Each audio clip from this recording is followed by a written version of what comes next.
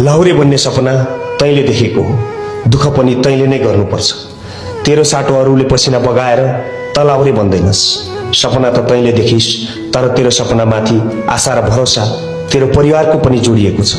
तेरो घरको बाबा आमा दाई भाइ सबैले सोच्दै होला यो पटक त छोरा भर्ती लाग्ला, अनि मिठो सपना मनमा सजाएर बसेको हो। तबाट तेरो परिवारलाई ठूलो आशा छ भाइ। यो आशा र भरोसालाई निराशामा नबदल। तेरो सम्पूर्ण परिवारको आशाको भारी बोकेर हिँडेको यात्री होस् त। जबसम्म लक्ष्यमा पुग्न सक्दैनस् यो भारीलाई बाटोमा बिसाउने कोसिस नगर। यदि त असफल भयो भने के होला? तेरो परिवारले सजाएर राखेको अदृश्य सपनाहरू कहिल्यै नजुटिने गरी सिसा जस्तै चकनाचुर हुनेछन्। त्यतिखेर त्यसको जिम्मेवार र दोषी तैँले आफूलाई पाउनेछस् र सोच्नेछस् अरू थोरै मेहनत गरेको भए। तर त्यति बेलासम्म धेरै ढिलो भइसकेको हुनेछ।